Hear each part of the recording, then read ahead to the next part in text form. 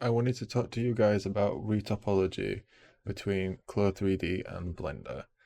Retopology is rebuilding the mesh in a much lower resolution, but trying to maintain as much detail as possible.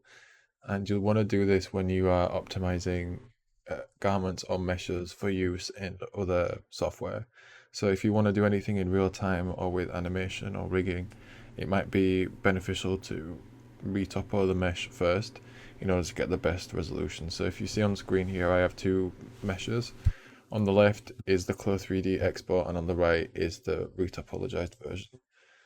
If I look at these guys next to each other, they are relatively similar in level of detail. We have the folds and creases in the back. We have the same drape, the same look on each of these, but the mesh count on each of them is considerably different. So if I look just at this t-shirt, it's currently at 11,000 triangles because I have some modifiers applied to this.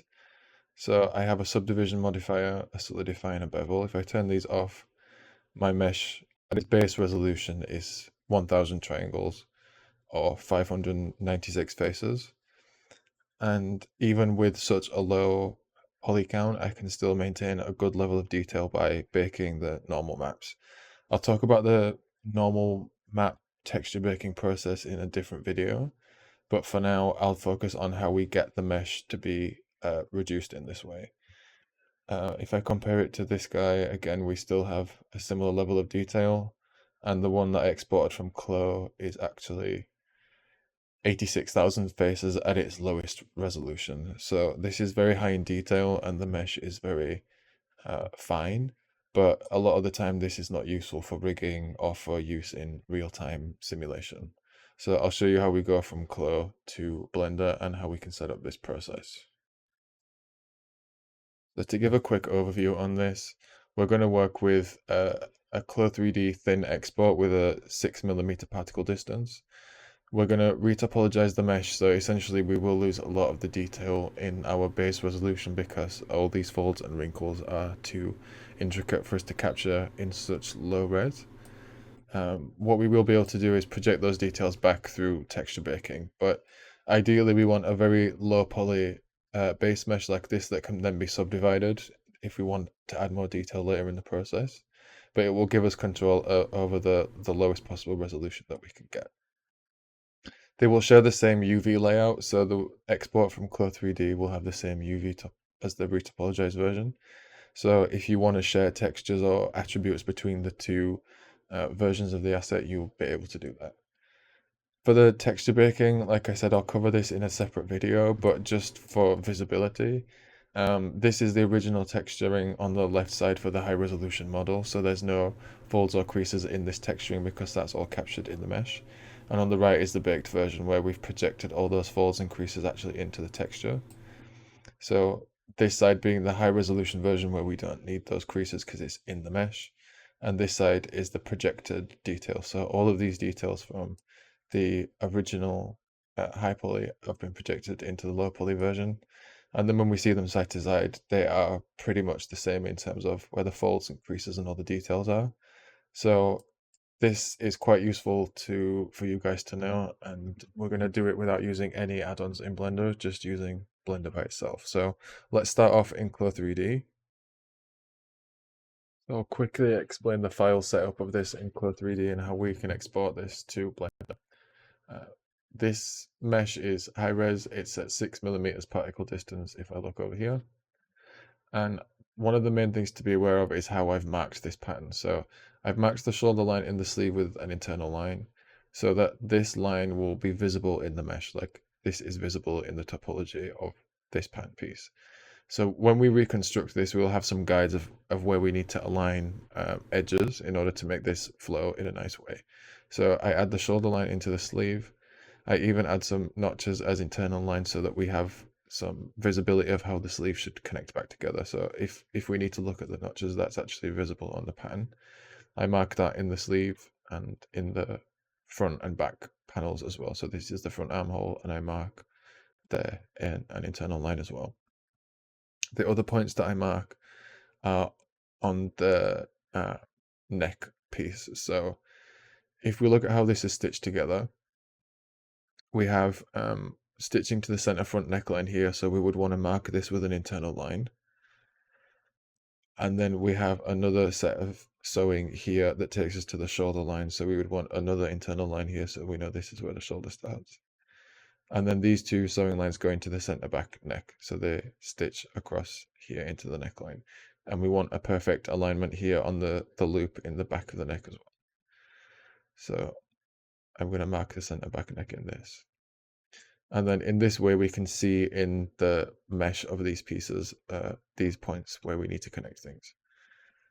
So I'm going to just freeze this pattern and simulate it because I've made some adjustments to this neck and now I have like a little weird bit of sewing here. So I'm just going to simulate. That sewing's gone away. And then this will be now ready to export. So we want to do this as 2 OBJ exports. So for the first one, I'm going to go File, Export, OBJ. I'm going to go to the project folder for this, and I'm going to call this thin draped 2 because I've already exported this once, and save that. I need to ensure my UVs are laid out correctly. So this is the UV layout that I want to work with. I've got the sleeves next to each other. The neckline is, I think, scaled a little bit, but this is ready for me to export. I don't want to export the avatar, so I'm going to uncheck this box. I want to select all the patterns. I want this to be done as a thin and unwelded export so that the seams are not connected, and you'll see why later. And I want the scaling to be set to meters because this is for Blender. So check the export settings. Make sure Unified UV Coordinates is selected so that we know we're exporting these UVs. And then click OK. The next export for this will be flat. So select the pieces. Make sure that they're not frozen or this won't work. So make sure everything is unfrozen. Click Reset 2D Arrangement. And your pieces will lay out flat in front of your avatar. And then go File, Export, and Object. Again, we can call this thin, flat, and I'll call this 2 because I did it one time already, but let's save. The settings should be the same, so I don't want the avatar. I do want all the pattern pieces, thin, unwelded, unified UVs, meters, okay. And then I'm just going to press Ctrl and Z to undo that on the keyboard, and now this is back to how I had it before. So when I've made this, I've done a quite high particle distance or quite low particle distance to get a good resolution on the folds and creases in this garment. So you can have as much detail as you want at this point. Everything's now exported, so we're going to jump back into Blender. So in Blender, I just want to delete everything, so I'm going to press A, Control and A on the keyboard to select everything, then delete, and then we can start from a new scene. I'm going to import those objects that I just exported, so import OBJ. In this exports folder, I have the thin version, the thin OBJ, and the thin draped and the thin flat. So I'm going to select both of those and click import.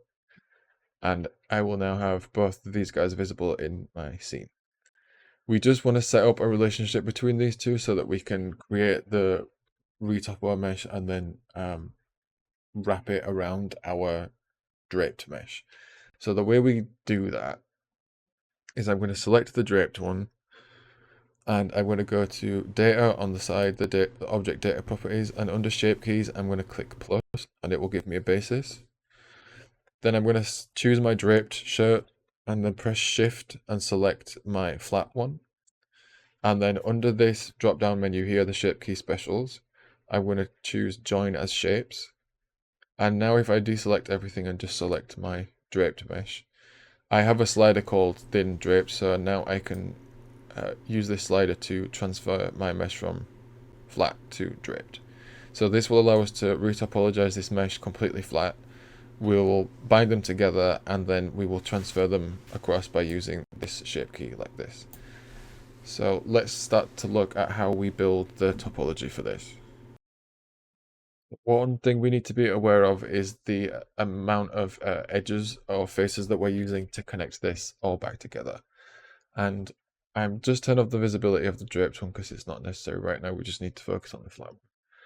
And what I mean is how many faces we need to connect the arm back together and the shoulder back together with the side seams. So if I look at this in the mesh mode, I have, because of the internal lines, I have a visible center front line in this pattern because of the lines that we placed in Clo. So there's a straight line, if you can see it, going all the way through the center of this. The same on the sleeves because I've marked all these lines in. So we need to make sure that this can be easily put back together. So for however many faces we create in this armhole here, we need the same amount of faces to connect into the front arm here. The same for the back. From this point around, we need to have the same number of faces that connect into the back armhole. And the same for the shoulders. We need to have the same number of new faces here that connect over here. So that our result looks a lot more like this. We have 4 faces on the front of the armhole and then 4 on the back, so we need to make sure we can connect those across. We have 8 going around the armhole here, and we need to make sure that we therefore have 8 in the sleeve head. And then we have 6 coming around the neckline to connect the collar back in. So we need to think of the resolution of this mesh before we start to do retopology. And what I mean is, this is now the lowest resolution of this mesh. It's 1100 faces, and I can't go any lower than that because this is the lowest resolution I've got. If I subdivide it, I can start to add more mesh into this for whatever reason I might need, and then my poly count starts to increase. If I start at a resolution like this, for example, at 4000 polygons, I might have more detail in my mesh compared to the visible detail in this now, because this is very primitive. This there's no visible draping in it. There's a little bit of movement in the back here, but there's no visible details in this mesh. If I were to retopologize this with 4000 faces, I might have more detail. So I'll show you a working example of what I mean. So in this example, I have 3 meshes. 2 of them are retopologized and 1 of them is not. So if I look at these meshes, this one on the left comes from Clo. This one in the middle is our lower resolution retopology, and this one is retopologized with the higher resolution on the base mesh. So this one was subdivided before I connected everything together and before I used the shape key transfer. So this, naturally, if I look at mesh, has more visible detail in the folds and the wrinkles than this one does, because there is less mesh resolution here. And this one is actually very low res, so we're getting some kind of folds happening on these wrinkles, which is not, it's not nice to see. So if I add subdivision to this, I can smooth the mesh out a bit and it looks a lot nicer. I then have visibly the same mesh resolution as this guy over here, but I have way less details in terms of the folds. Like, there's a lot more depth in these folds here in how this all happens. And in this one, there's a lot less detail in all these folds. So it depends how much detail you want in your base resolution, how fine or detailed we want to make this mesh to begin with. So that should explain the starting point, because if we were to retopologize with a higher resolution, we could still maintain a lot more of the folds, but we don't necessarily want to do that because we can project most of this detail back with normal maps. So I'll show you how we do this in a really low resolution way, like this center example, and then how we can use some subdivision to clean up the mesh if we need to. So looking back at the things we just imported from Clo, I'm looking at the flat version now, and we can start to map out how we want to do this. And I'm just going to use this grease paint annotate tool here to explain a little bit. So at this point in the armhole, we want to have 8 faces coming around here. So like, we want to make a set of faces following this armhole. And then we want to create 4 coming across the top. So we would split this here into 4 sections. And we would want to keep this as even as possible. Then here we would want to create 6 into the neckline. And then at this point in the garment, we can start to, make straight parallel faces. And here we can put the center front line in. So this will be the center front here. This being the side seam. And here we need to make sure we have the same number of faces on this side as we do on the back piece. And I'll show you how we can we can connect that. If we look at this initial example, you can see here what I mean. We have 4 faces here, and then we'll have another row of 4 faces. And then as we start to come down, we want to add some shape into this so that we can add another layer of faces to cover the space that we're opening up here. We don't just want to go straight across. We want all the faces to remain square and quad faces, and we don't want this to start to break into triangles in any way. So we want those edges to flow around the seam lines and not to kind of cut through the seam lines. So that's why we've drawn the start of these edges out in this way. So if we look here, we've got 2 loops around the edges before we start to open this out. So I'll draw in these 2 loops, and then we can see how this will connect to the faces that bring yourself into the center front here. So here we will have a second line of faces coming around like this. And here we will have the same, and about this point they're going to open into a new set. So this will come over like this, and then we've got 1, 2, 3, 4, 5. We need to split this again here. So we have 1, 2, 3, 4, 5, 6 faces around the neck, and then we see what happens at this point. So this would now need to come down like this.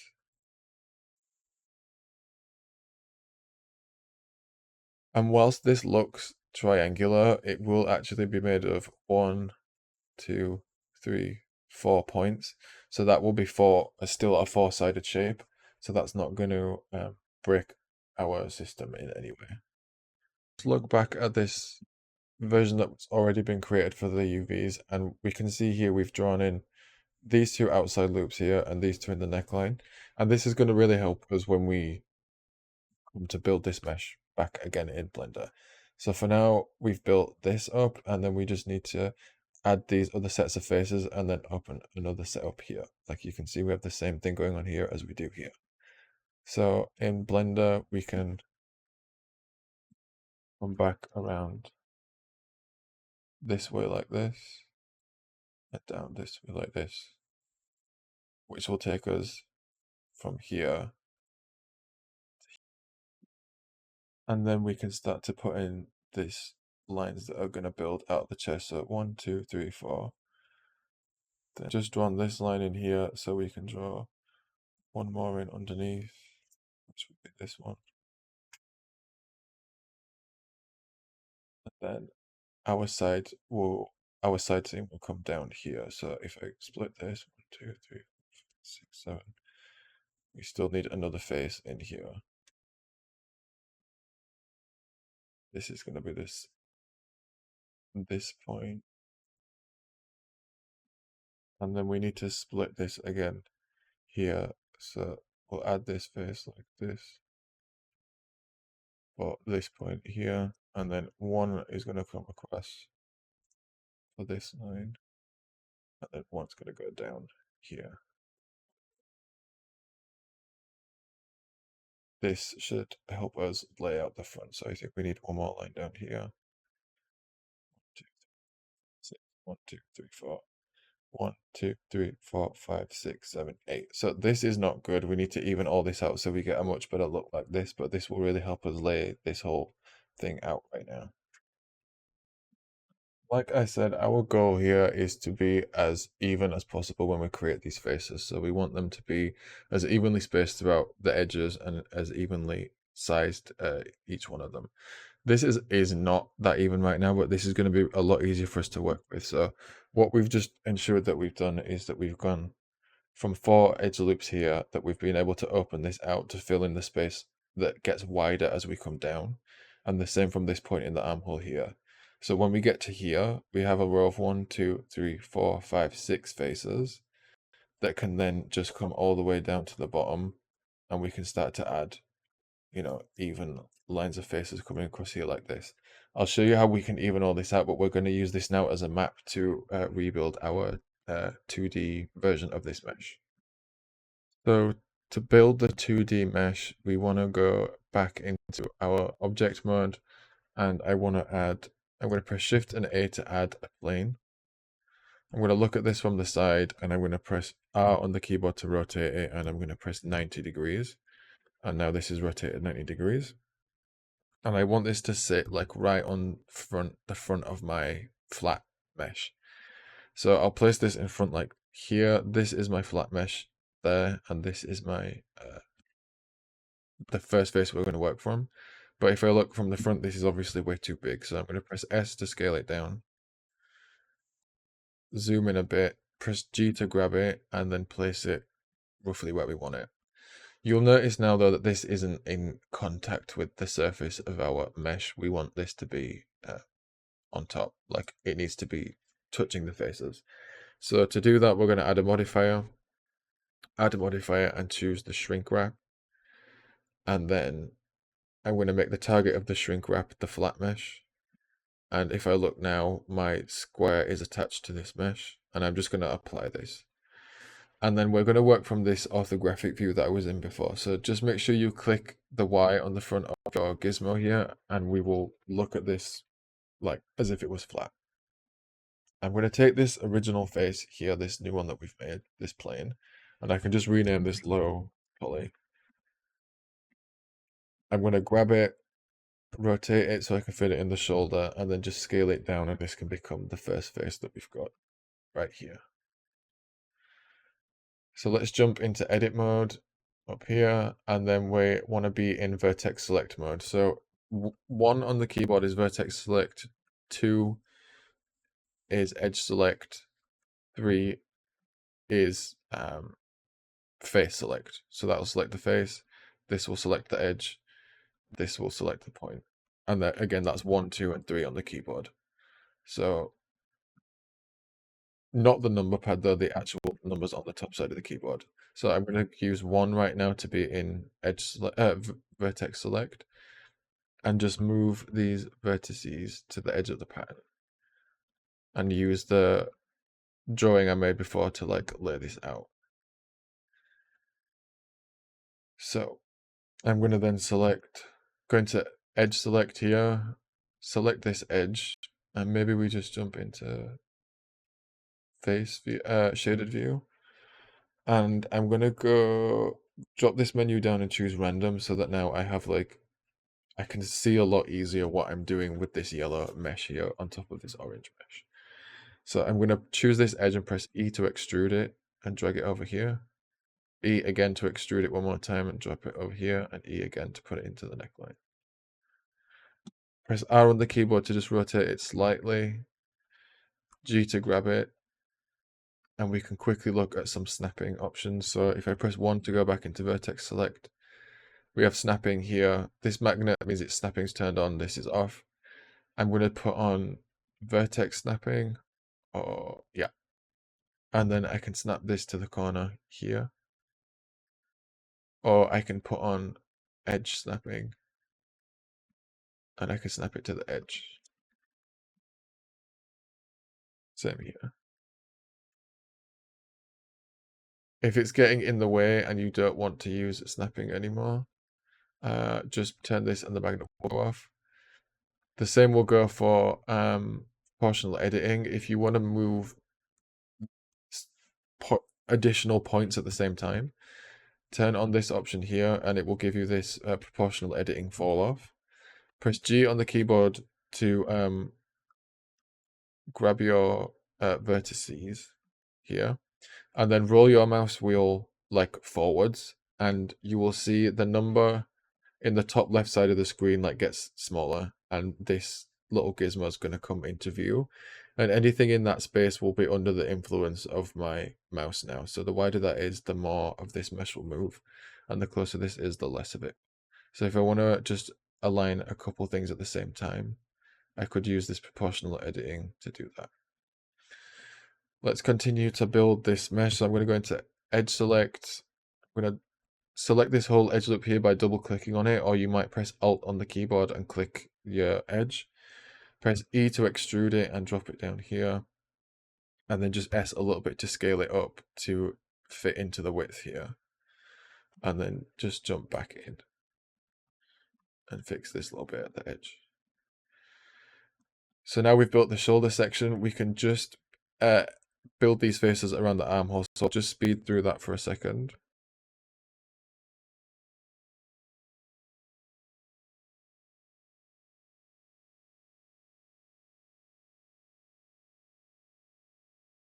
And then when we're at this point here, we can really check that we've got this in the center front. So if we go into the wireframe view here, we can zoom in and make sure that we align this edge here right down the center front line here. And that was the line that we had in our pattern before that we can see just there. So I'm going to go into Vertex Select and just grab those points and line them right up with the center front.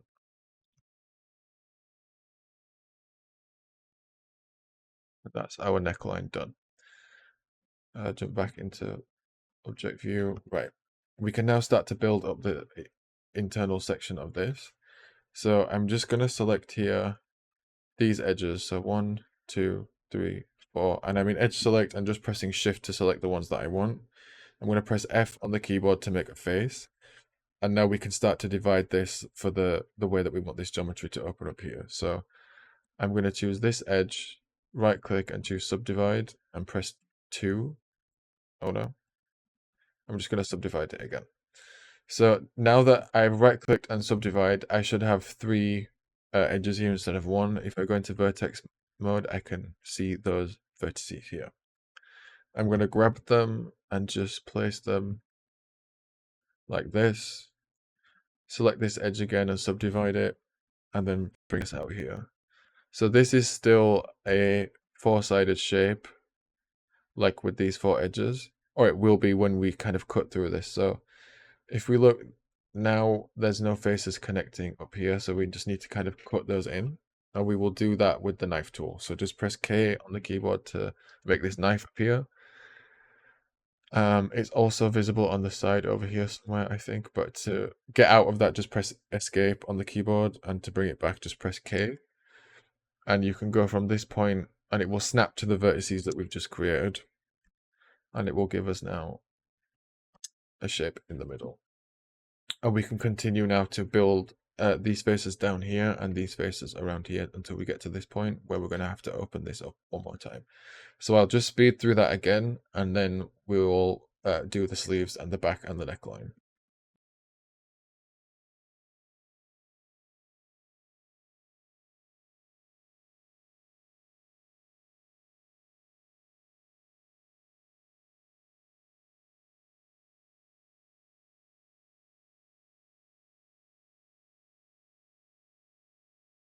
At this point now, I just want to turn off the visibility of like all of these annotations that I've made. So I'm just going to go to the annotate view over here, look under notes, and I can just turn off the visibility of those. So the last thing I want to do is just put some cuts in here for these faces. And now we have a part where we can just go straight into the mesh underneath. So that being at this point here. So let's just add that last layer in, and then the front part is almost done. And like I said, we'll clean it up in a second. Just select those edges and extrude them down like this. And then we can even this out a little bit. So I'm going to press S on the keyboard to scale, and then the Z key to scale the Z axis, and I can just straighten this out a little bit. And then when I do my next one, I can press E on the keyboard, Z to snap to the Z axis, press S again to scale. I'm going to press Z to scale the Z axis, so this value here, and then press 0 to make this completely flat. So now we could just extend this all the way to the bottom. So press E to extrude, Z on the keyboard to snap this to the Z axis, drop this on the bottom, press Ctrl and R to start making loop cuts, and that's one cut in the middle here where I could place. But then I'm going to roll my mouse wheel upwards and just divide this into maybe this many sections and just click to drop this. I can change position by moving my mouse up and down, or I can just press escape on the keyboard and it will place those cuts where I want them. So this is now laid out. We can turn off that visibility of this note one more time over here. And then we can smooth this out because this is really not ideal, but it's not that bad either. So we can work with this and we just want to smooth it out. And the easiest way is to go into sculpt mode, look at this in wireframe view, and then just turn off the visibility of the guy in the background. And we're going to use the smooth brush. And I'm just going to brush over the top of this. So just the smooth brush here, for whatever reason, is not working when this is flat. But if I go out of orthographic view and I just brush over this, I can even out a lot of the faces and the look of this here. So I'm just pushing it down the front.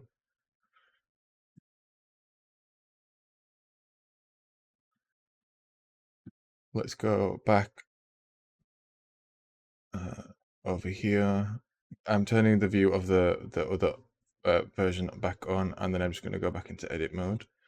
I'm going to press 1 on the keyboard, and we can just quickly put these vertices back where we need them.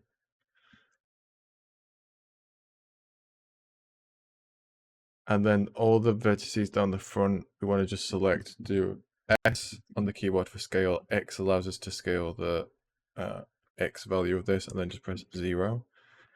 And just make sure this is lined up accurately with our center front right here. So this is looking okay for now. I think we can now duplicate this for the other side. Let's just check the hem. We can just grab these and move them down a little bit. That should be fine. Now we want to select this side here. So I'm going to press L on the keyboard to select the whole thing, the whole linked object. This is select linked over here. Shift and D to duplicate it. X to snap it to the X axis. And I'm just going to drop it here. Then do mesh, mirror, X global. And then I'm going to press X on the keyboard, G to grab it, and then X to just slide this across. And put this right next to the front piece here.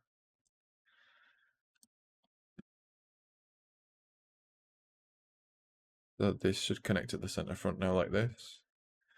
And we just want to ensure that this is all joined together, because now these points are not connected. So we need to connect them. So I'm going to press A to select everything. I'm going to press M to merge, and I'm going to do by distance. And I'm going to change this merge distance and just click and drag it to the right slightly. And if you look in the bottom part of the screen, it says removed 19 vertices. And I think if we look here, there should be 19 vertices here. So it's joined all of these points together. And now if I look, this is all connected. This is, if I press L, this is one pattern piece, and this is my front. If I want to smooth anything out again, I could jump into sculpt mode. I could smooth this out a bit, but I'm not gonna. This should be connected to our front, and it's not. So let's just, if your retopo mesh isn't connected, isn't flat against your thin mesh, just click on it on the retopo one,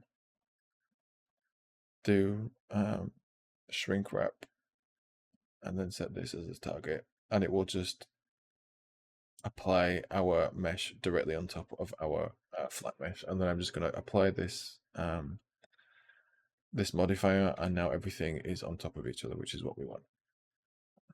For the back, this is quite simple. We're going to take the front piece, the low poly mesh in edit mode, select everything, Shift and D to duplicate it, X to snap to the X axis, and then just drop this right on top. And we just need to scale this in now. So I'm going to press S to scale the width, because if I look, it's a little bit wider, the front panel. So S to scale, X to just scale across. So just bring that in slightly. G, grab it, and then Z to snap to the Z axis. And I'm just going to bring this down here. So now my underarm here and my hemline are lined up, and we can use the proportional editing to fit this back together. And one thing we want to do is probably do this on the half. So like, we don't want to move all this, we just want to work with half of it. So let's just select this side like that, X to delete the vertices, and let's fix this piece. So I'm going to select these top edges here, in tweak mode. I'm going to select these top edges here. I'm going to turn on proportional editing like I mentioned before. Press G on the keyboard, make this bigger, and just place this all up where it needs to go. I'm going to press R on the keyboard to rotate it slightly.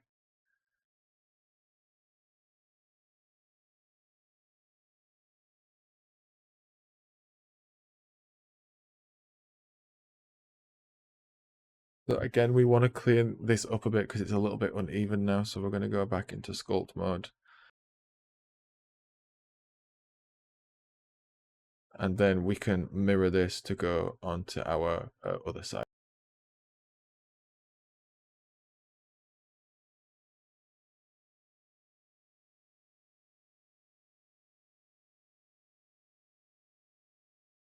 The last thing we will do is the sleeves and the neckline. So the sleeves we're going to do in the same way. Actually, one thing at this point, let's look at the face orientation. So because we duplicated and flipped these, we need to check the normals. So in face orientation mode, just drop this menu down, choose face orientation, and then close it back up again. Press A to select everything, press mesh, go to normals, and then go to recalculate outside. And that's flipped them the wrong way actually. If we do mesh, normals, and then flip, I see the blue side. So I want to see the blue side of this facing out, and then the red side of this is the back. This is just so we know that we've got our mesh orientated correctly. And then we can move on to the sleeve. So I'm just going to select face select mode, choose a face, Shift and D to duplicate it. And then we can start to build up the sleeve construction. So if we look at this from before, we've got 4 vertices on the side here. We've got our sleeve, our shoulder line coming down like this, and then we've got 8 on this side, and then 8 on this side. And at this point here, we're just going to add in an additional row of faces so that we can keep this all quite even as it comes down, and we don't have to stretch out over this area. So we're going to choose this edge here, the bottom one, extrude it all the way to the bottom, rotate it a little bit to line it up, Control R, and then I'm going to split this into 2 faces and just even it out a bit, just slide these guys up. Maybe select these edges and just bring them in a bit, so double press G on the keyboard to just slide it inwards. And then we can look at this in the mesh view. So this is our straight line going right down my pattern here that I drew the internal line for. So I know at this point is where I want these 8 faces to come to. So I'm going to take this one, E to extrude it all the way up here, R to rotate it in line with that shoulder line, G to just line it up, Control R to add some edge loops in, and then I'm going to press 6 on the keyboard because I want to split it 7 times to get 8 faces altogether. And then press OK. So that's 1, 2, 3, 4, 5, 6, 7, 8 faces. In edge select, I'm just going to move these guys back up a little bit.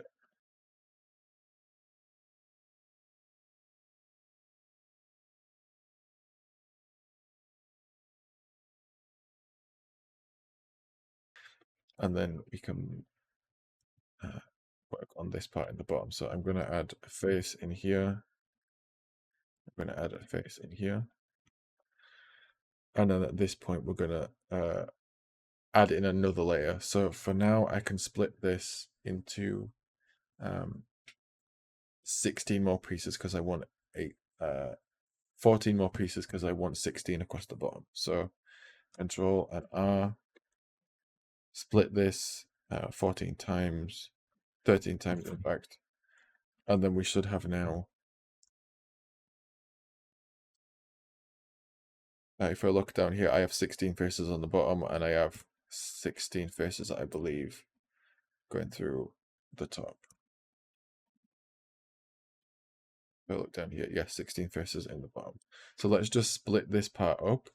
So I'm gonna select this whole edge inside here, press F to add a face, and then we're just going to cut this up with the knife tool. So K down like this.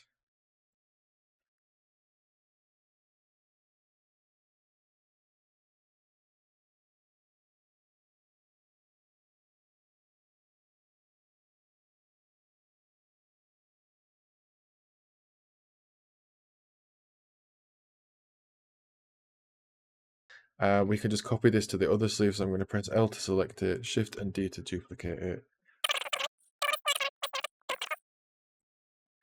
And then we just do the neckline. So we added some internal lines into this before. We have the center front here. We have the shoulder line here and so on. So let's just take, I'm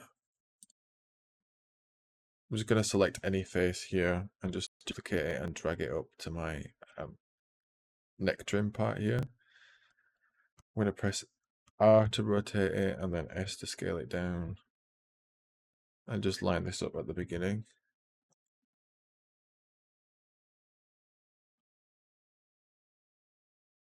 And then this edge, let's just even it out like that. And then in the wireframe view, I'm just going to drag this across to the center front. So that's the center front here. And then on the keyboard, I can do Control and R, and I need 6 for the neckline. So I'll press 5 on the keyboard to put 5 cuts. Click to drop this, escape to put it where it is. And then I've got 1, 2, 3, 4, 5, 6 faces here. We can do this again. So let's select this edge.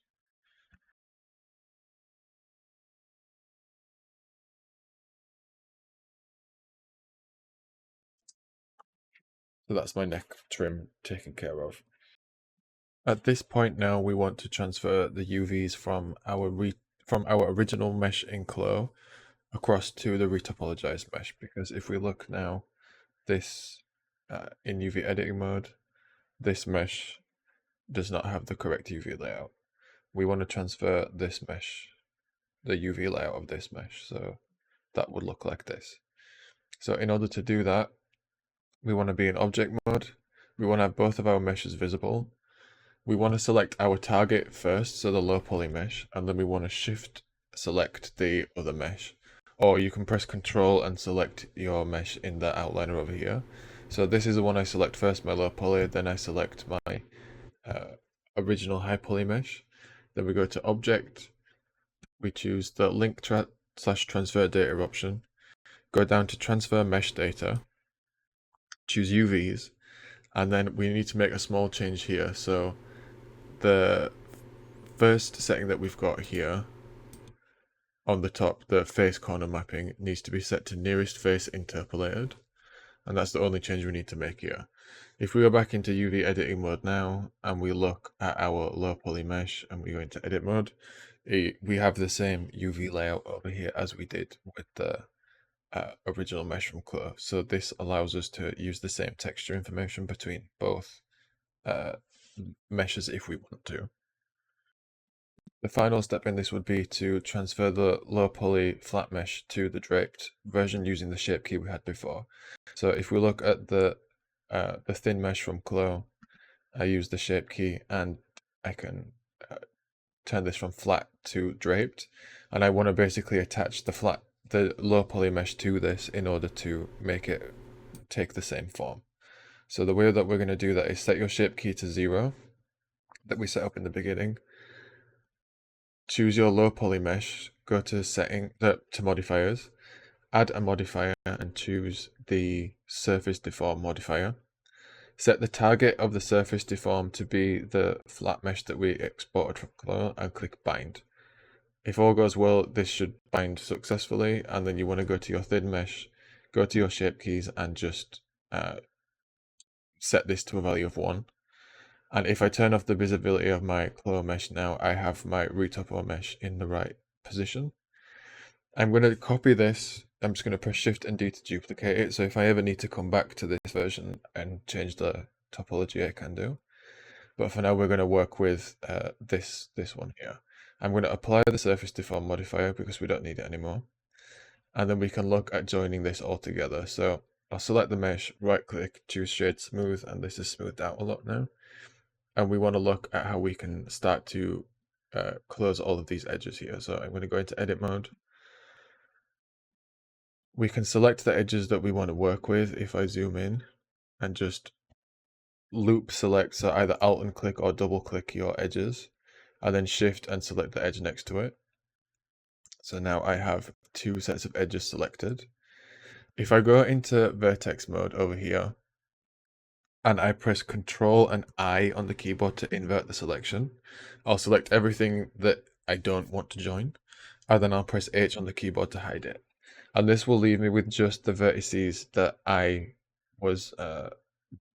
that will need to connect on each side. So there's more than one way we can do this. If the vertices are like far away from each other like this, or even further, just select both of them, right hand click and choose, actually select both of them, press M on the keyboard to bring up this merge menu, and then choose at center. And that will merge those two vertices in the center. I could press A to select them all, and then I could press M and then choose by distance. And then if I move this slightly, dragging to the right on my mouse, it should join these where we want them. So sometimes it might be more ideal to do this point by point, and sometimes you can use this merge by distance to do it automatically. If I press Alt and H on the keyboard, everything that I hid will come back, and you'll see now that my side seam of this is connected.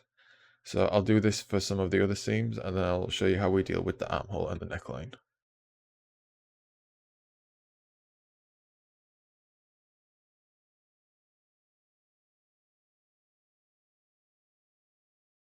So let's look at the armhole now. And some of these vertices are a bit far away from each other, so we might have to shuffle this around a bit. So I'm going to press 2 on the keyboard to go into edge select mode. I'm going to choose the armhole loop here, and then I'm going to shift and select the sleeve loop. Press 1 to go into vertex mode, Ctrl I to invert the selection, H on the keyboard to hide it, and now we can look at bringing this all back together. We should just look at this from the underarm first, I think, because this vertex needs to go here. This one coincidentally needs to go up here, so this is going to take a little bit of work. So I'm going to select this one and choose M and choose at last. So it will merge it at this last point here. Same for this one, this point, choose M and then at last.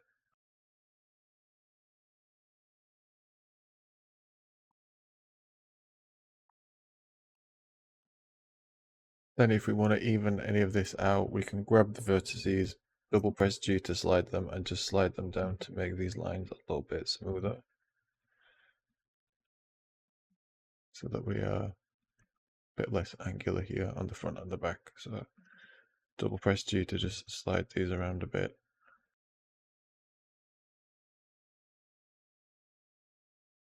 The last thing will be the neckline. So let's go into edge select mode, select these loops here with Alt or with double click, depending on your setup.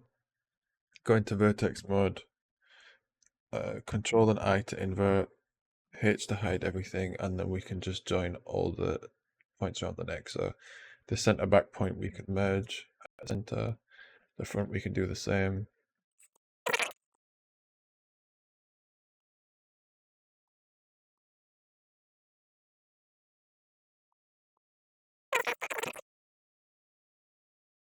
And there we have it. This is our retopologized mesh.